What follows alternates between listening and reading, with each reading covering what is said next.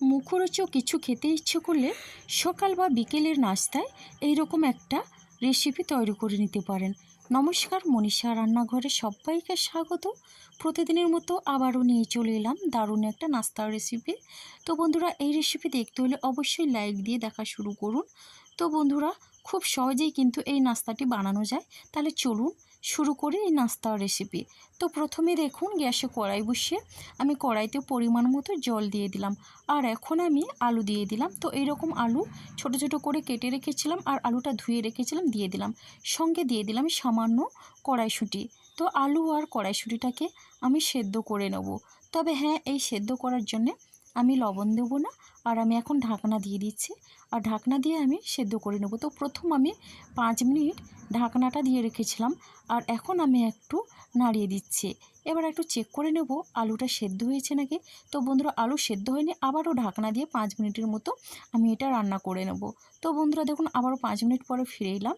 এবার কিন্তু আলু আর কড়াইশুঁটিটা সেদ্ধ হয়ে গেছে। আর এখন আমি জল থেকে ছেঁকে কড়াইশুঁটি আর আলুটা তুলে নেব। তো বন্ধুরা, কড়াইশুঁটি আর আলু তুলে নিয়ে আমি ঠান্ডা করে নেব। তো ঠান্ডা হয়ে গেছে। এখন দেখুন, এটা কিন্তু খুব ভালোভাবে সেদ্ধ হয়েছে। আর এটা আমি ম্যাশ করে নেব। তো কড়াইশুঁটি আর আলুটাকে ম্যাশ করে নিতে হবে প্রথমে। তো দেখুন বন্ধুরা, এইভাবে আমি ম্যাশ করে নিচ্ছি। তো আপনারা চাইলে হাতের সাহায্যে বা যে কোনো ম্যাশার দিয়ে ম্যাশ করে নেবেন। তো বন্ধুরা দেখুন, মোটামুটি এটা আমার ম্যাশ হয়ে গেছে। আর এখন আমি দিয়ে দিচ্ছি পেঁয়াজ কুচি আর কাঁচা লঙ্কা কুচি।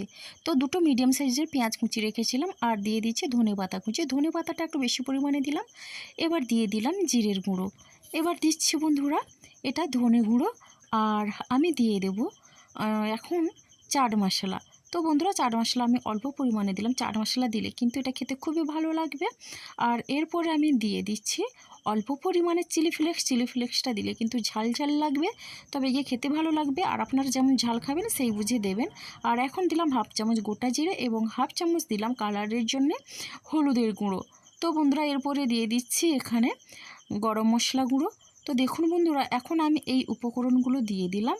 আর এরপরে আমি দেব স্বাদ অনুসারে লবণ। যেহেতু আমি সেদ্ধর সময় লবণ দিইনি, তাই আমি এখন আলুটা ম্যাশ করে লবণটা দিয়ে দিলাম। তো বন্ধুরা, লবণটা দেওয়ার পরে এখন আমি হাতে করে ভালো করে এটা মেখে নেব। খুব সুন্দর করে মাখতে হবে সব কিছুর জন্য, সব কিছুর সঙ্গে ভালোভাবে মেশে। আর প্রথমে পেঁয়াজ ধনেপাতাটাকে ভালো করে মিশিয়ে নিলাম। এরপরে আমি দিয়ে দিচ্ছি বেসন। তো বন্ধুরা, এখানে বেসন আমি 4 চামচের মতো দিলাম। আপনারা চাইলে বেসনের জায়গায় চালের গুঁড়ো বা আটা দিয়ে নাস্তাটি তৈরি করে নিতে পারেন। তো বন্ধুরা, আমি বেসন দিলাম। আর বেসন দিয়ে কিন্তু এটা খুব সুন্দরভাবে মেখে নিতে হবে। আর এটা খুব একটা নরম হলে হবে না, একটু শক্ত টাইপের থাকবে, তবে গিয়ে কিন্তু নাস্তাটি খুব ভালো লাগবে।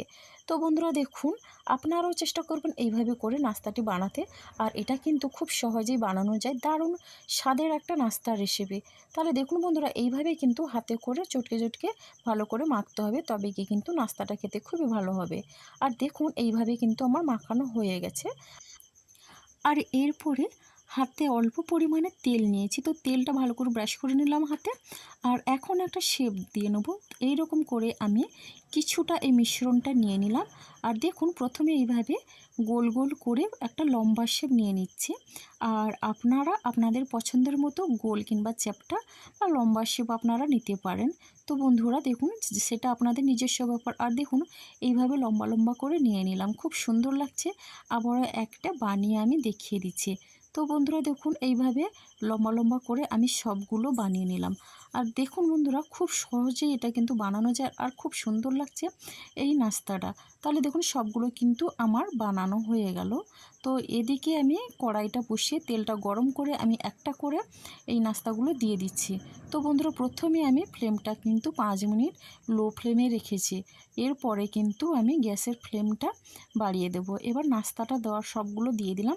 আর বাকি যে কটা আছে পরে আমি ওটা ভেজে নেব। তাহলে দেখুন বন্ধুরা, এবার গ্যাসের ফ্লেমটা কিন্তু বাড়িয়ে দিয়েছি। আর কড়াইয়ের হাতল ধরে আমি একটু ঝাঁকিয়ে দিলাম। আর তেলটা যেন সারা গায়ে বেশ ভালো করেই লাগিয়ে তো নাস্তাটির। তো দেখুন বন্ধুরা, এখন দেখেই বোঝা যাচ্ছে যে এক সাইড আমার হয়ে গেছে। আর এখন আমি এটা একটা করে উল্টে নেব।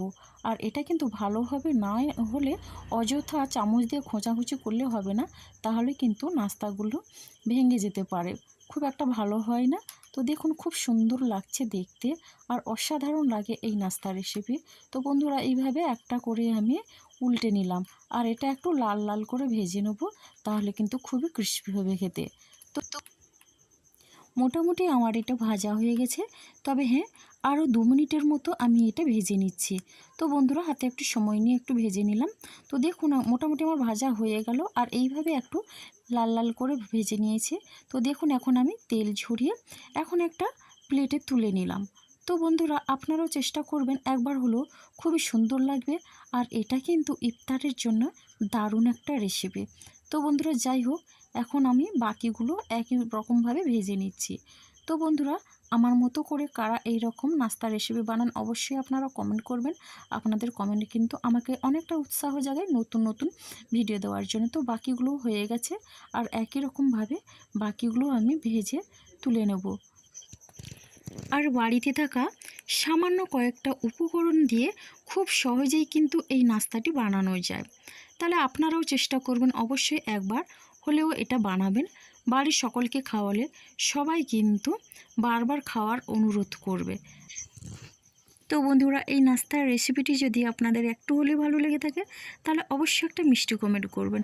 আপনাদের একটা কমেন্ট কিন্তু আমাকে অনেকটা উৎসাহ দেয় নতুন নতুন ভিডিও দেওয়ার জন্য।